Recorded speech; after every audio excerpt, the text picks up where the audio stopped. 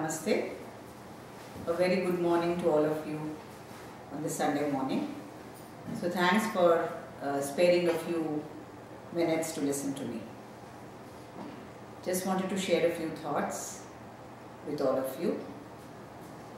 COVID-19 has thrown us all out of gear in many ways and has caused calamity across the globe.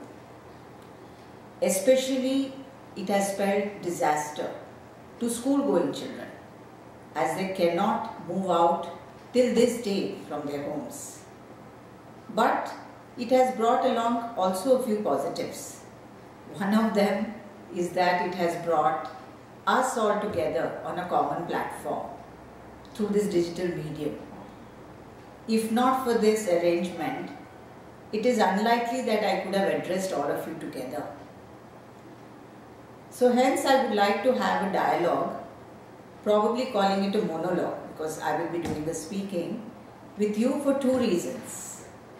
The first is to share the vision and practice of integral education as we are doing at school here. And second is to inform one and all about the very special year that 21-22 is going to be for all of us. Let me talk about the second first. I trust all of you are aware of Sri Aurobindo's birthday being on August 15th, the day of our independence. And as he mentioned in 1947 when he delivered a message to the country, I will read out what he said in his own words. August 15th is my own birthday, and it is naturally gratifying to me that it should have assumed this vast significance. I take this coincidence not as a fortuitous accident, but as the sanction and seal of the divine force that guides my steps on the work with which I began life. The beginning of its full fruition. Indeed, on this day, I can watch almost all the world movements which I hope to see fulfilled in my lifetime. Though then they look like impracticable dreams, arriving at fruition or on their way to achievement. In all these movements, Free India may well play a large part and take a leading position. Now this is the message which Sri Aurobindo delivered on the day of 1947, August 15th, on the day of our independence.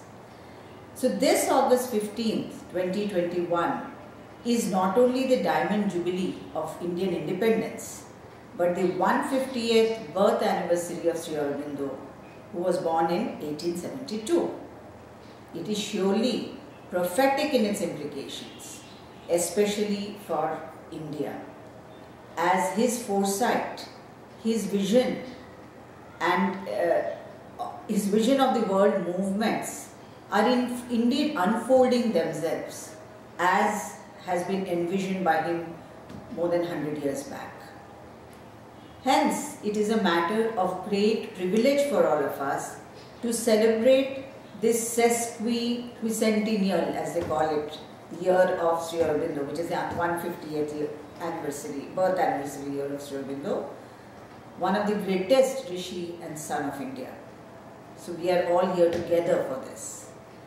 So the program of the celebrations is going to be shared with all of you soon, and it is my sincere request to all parents that you all actively participate in these celebrations. In fact, today, April 4th, is the day when Sri Aurobindo first arrived at Pondicherry in 1910. So indeed, it's a special day for us today as well. Now coming to integral education, which was the point one, the purpose of which I wanted to share a few thoughts with you about this. The vision and practice as implemented in our school. But many of you have already gone through orientations by the school, which the school has conducted by the concerned teachers and by the academic heads. But what I am here to do today is to give you more of a backdrop more of, what are the kind of perceptions, what are the attitudes that we adults and we parents need to have in this framework of integral education. So education, to be understood, needs, to have this new vision of things, of life itself. And it is important that you parents, also need to understand what is the essential vision of integral education. And the reason is obvious, because if you are in sync with the vision and ideology of the school, the children are going to benefit, because it is not, integral education is not just method, and it's not just some kind of practices done at school. It is a whole change of perception towards the children. And that is something we need to keep in mind when we speak about integral education. It is something that we need to, psychologically understand in terms of the growth of the child, rather than purely look at it more in terms of certain methods and practices. And we need to be partners in this whole journey for the well-being of our children. Now, in the first place, why do we want to have children? Okay, I think all of you would be saying, what is Chala Didi asking? Obviously, we are, to have children is a matter of the greatest joy in our life, because they are our own extensions, physically, emotionally, mentally, spiritually. They are part of us. They are who we are, and they really are, as I said, extension of our own selves. And we live life all over again through them, isn't it? So it's as if we start all over again, and when we look at them growing and developing as from children to becoming adults. But somewhere along the line, this happy journey, what happens is our selfish interests take over. We want to fulfill our own ambitions through them. All our desires and insecurities interfere with their happiness and self-fulfillment. Now, this is something that we need to reflect upon. So instead of growing mature, because that is the greatest gift that God gives us by us having children, is actually for us to grow into more mature and wise people. But we don't know how much that happens, because this is the greatest gift that God gives us through our children. So instead of growing mature, we become very possessive, and attachment is something which overtakes our love. Attachment means a lot of expectations from them. Nothing wrong in that, but the nature of unconditional love definitely undergoes a great change. And there's a lot of expectations that we have from them. So hence we need to raise a few questions to ourselves. Are we driven by something more idealistic when we are thinking about their upbringing? Or is it that certain selfish motives drives us when we are looking into their growth and development? What are we actually looking for? For them to be materially successful, enjoy a very happy materialistic life, of course have a very fat salary and enjoy life and be successful materially. Nothing wrong with all this. But at the same time, what happens is we forget that in the same breath we ask for children becoming good human beings. We want to have a safe and a happy society that we live in. We want a society where values are really kind of not, people are not just talking about it, people are able to live it. We want a happy environment, a happy society for our children. Now, how is this possible? You see, so there is a whole kind of an imbalance between us trying to practice values, spiritual values.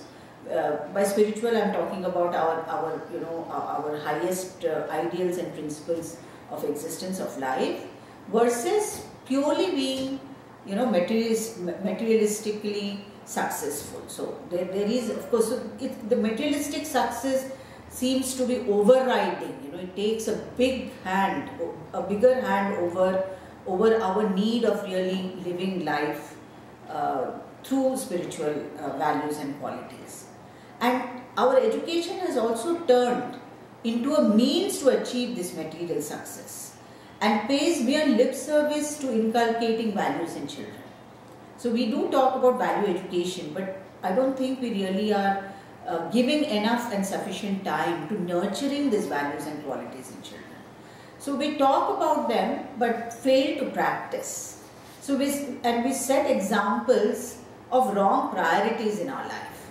You see, so and we also at the same time complain that children are not listening to us because they are actually looking at different examples through us. So what we are saying, we are not actually doing. So there is a big gap in this. An important thing we need to understand is everything in life changes. As they say, change is the only constant. This is a known fact by all of us, isn't it? But what happens is we adults do not accept change very easily. We resist it. You see? So this is the most kind of visible factor when we're looking at our children, when there is a certain relationship and there's an interaction between us and our children. Life evolves and so does society. But we are, just the way we have been different from our parents. I'm sure all of you agree that we are quite different from our parents, very different from our grandparents. Similarly, our children are also different from us. But we do not want to accept that. We fail to, kind of see that they have different aims, different goals, different ideals, different expectations from life, you see. And just the way we wanted our parents to trust us, we want and we need to have faith in the destiny of our own children.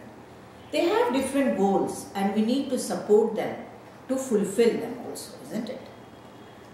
We have in our mind something, certain set formulas of success and happiness. But is this true?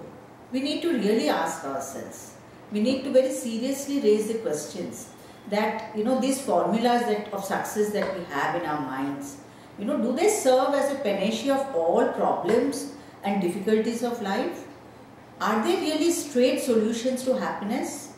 And just by being materially successful, does it really make us truly happy?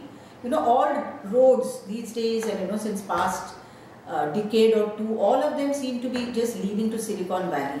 And we think that's the ultimate kind of goal that our children should be able to settle abroad, be able to be very, materially very sound, financially very sound, and happiness will follow, by default it will follow.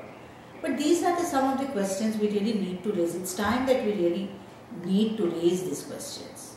So it is important to understand that today's generation wants to do things in their own way, you see. Living was a very biggest responsibility for us, but children look at it in a different way. As they say, they are very cool about it. So they think that life itself will find a way. I'm not ignoring the fact that, there are big challenges for parents today, especially today.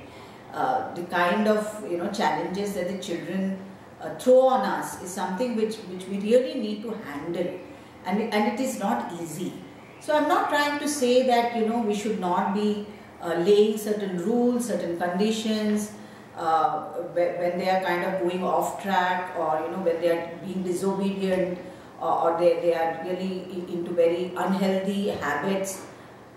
Definitely, as parents, we need to completely, for sure, express our disapproval of it. We need to kind of sit together with them and frame certain, rules with them in terms of, certain actions having certain consequences. But it's important that parents have a certain dialogue with children. They need to discuss. And they're never too young. Believe me, even a child of 10, even a child of 8. So depending on how the parents really interact with them and explain to them, and all of them need to be able to really come together and discuss about certain things which are acceptable behavior and certain things which according to you parents are not acceptable. So things have to be, the ground rules have to be laid in a very clear, logical manner. But it is very, very important that parents themselves set examples. Now this is where the real problem arises, because you see they look at things in life, at home and in life, at very opposite kind of things. That we talk about certain things but what is happening either at home or around them in society is something quite different. In this regard, I want to read the great, poets Khalil Gibran's lines and words, which actually have printed in the prospectus, our school prospectus, which I really feel has been extremely aptly expressed. And this is something which the parents of Sri Aurobindo International School, we should always remember in terms of in what spirit Khalil Gibran has spoken to us about this. He says, "Your children are not your children. They are the sons and daughters of life's longing for itself. They come through you, but not from you. And though they are with you, yet they belong not to you. You may give them your love, but not your thoughts, for they have their own thoughts. You may house their bodies, but not their souls. For their souls dwell in the house of tomorrow, which you cannot visit, not even in your dreams. You may strive to be like them, but seek not to make them like you. For life goes not backward, nor tarries with yesterday." So this is what we see, that our children actually don't want set formulas of success, of happiness or happiness, isn't it? So they exceed this frame, this formula that we have in our minds, that we impose on them, and we expect, we expect them to abide by these formulas that we all have, which has been, running in our minds since so many decades. And what others do, we want our children to kind of follow the same steps. But the children today, they defy all rules and traditions, social or religious, which have lost the spirit, and what has remained is only the outside kernel. The practices continue. So, but they are in search of something which is more meaningful, something more purposeful. So hence they want to know what lies as a meaning behind the custom, behind the rituals. You see, and behind the religious kind of practices that are done at home or in the society at large. So we should be in a position to be able to explain to them about the psychological truths which are underlying these customs and these practices. Otherwise, if it is not going to mean something rationally to them, the children really don't want to engage themselves in them, and we can't really blame them for this. So the forms of Indian culture have to be understood in relation to their inner meaning and the inner purpose. So we adults and we parents have to be in that position to be able to explain that to them. Otherwise they are not satisfied. So thus we need a new education for this new consciousness that we see children are born with these days, So the benefits reaped by this education, the present education, is generally very much personal and very, selfishly driven. But the new education that we are talking about, the integral education as envisioned by Sri Aurobindo and the mother, so it is not bound by mere personal interests and achievements. Instead, it spills over into fulfilling the larger needs of the family, of the community, of the society, of the nation, of nation building, and as well of the world.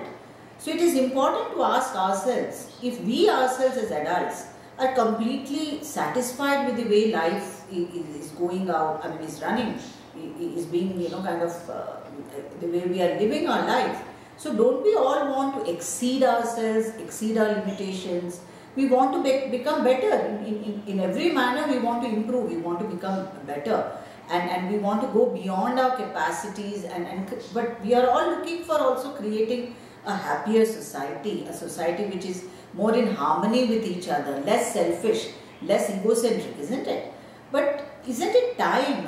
It's really time. So many centuries have gone. Do we want to repeat the same old things? Really cling to our own personal interests again and again, and really not evolve out of this animal nature and animal instincts and this selfish, very egocentric kind of concerns that are something so overwhelming in our life. We really want to become true true human beings, good citizens of our country, and we would like to reach out to the people around us. We want to really be able to be helpful to people around us. So, and Sri Aurobindo is talking about not the animal turning into the human, he is speaking about the human growing into the divine nature. So, at least that's a far off dream, but that is something which is ultimately the ideal of integral education. So, the new consciousness which consists, what does this new consciousness consist of? So, when it is nothing else but, you know, all the spiritual values that all of us have as our high ideals in life, you know, which we all speak about, but somewhere, you know, down the line we are unable to grow into them, and we are unable to practice them because our own fears and insecurities and selfishness are actually, you know, holding us back, you know. So, but this has to, this new world, this new consciousness and these new qualities and values, it has to replace the old humanity which lives by the ego and by purely personal desires. And we need to make the children to look into this kind of future. So life itself demands us to be lifelong learners. And this is exactly the meaning of education. What is the true meaning of education? You know, education means to be able to grow, to be able to evolve, you know, to be able to exceed ourselves, to be able to exceed our limitations and progress. So the integral education as envisioned by Sri Aurobindo and the mother is the new education, you know, which can nurture the new consciousness in children. So what in the old system, in the regular system of education, what is the identity of a child? The entire identity of a child is valued through the report card or through his mark sheets. I mean, is that really what our children are? Can we really judge them only in terms of their academic performance? So we fail to really understand the child's nature, you know, his or her own, as in India we call the swabhava, the inclination, the passion, their interests. And inclinations are something completely sidelined and ignored. You see, so instead of the mark sheet, what the new education wants to do is to be able to really raise the questions, you know, ask, I mean, do we ever, as parents, we would just look into the mark sheets and try to judge our child.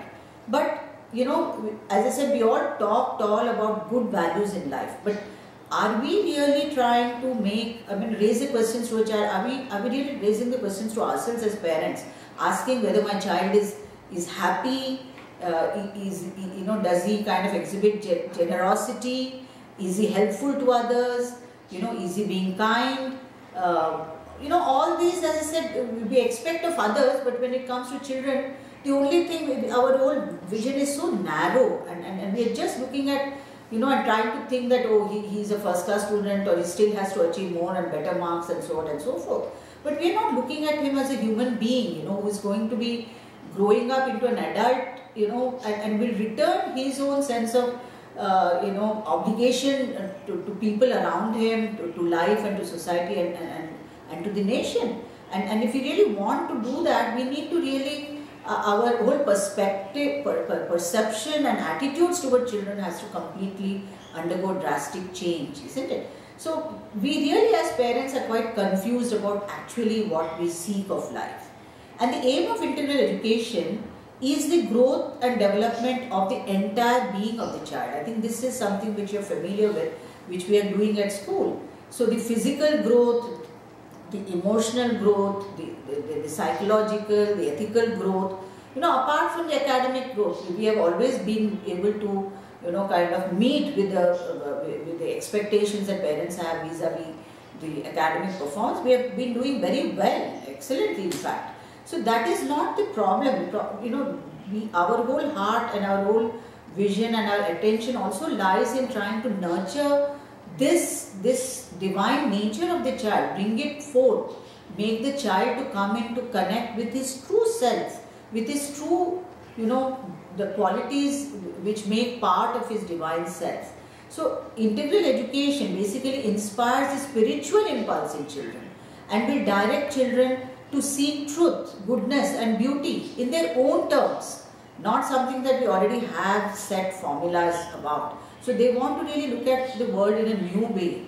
You see, so this kind of reminds me of the beautiful practice that we have of India. You know, I think most of you must be familiar that when we really make an idol of Durga Ma, okay, so it is said that to make that idol, we go around to collect the soil from 9 different places. You see, so we bring the soil from 9 different places to be able to make this idol of the deity, of the goddess of Ma Durga. So what is this? What is this kind of? What is the analogy? What does this suggest?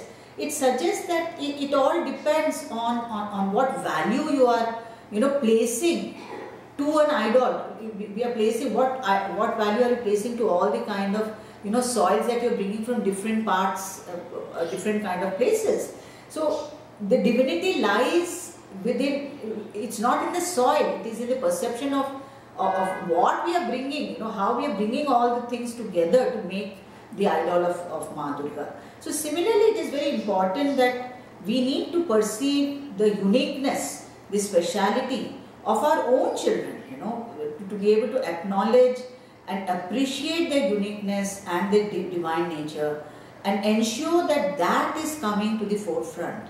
And this education, which is the integral education, the most important aim and goal of the education that we have been practicing since all these years is to make the child to come into contact with his true divine nature and allow and kind of give room, give space, make that divine nature blossom and open its potential, open its kind of true nature, and make it really come out into the personality of the child.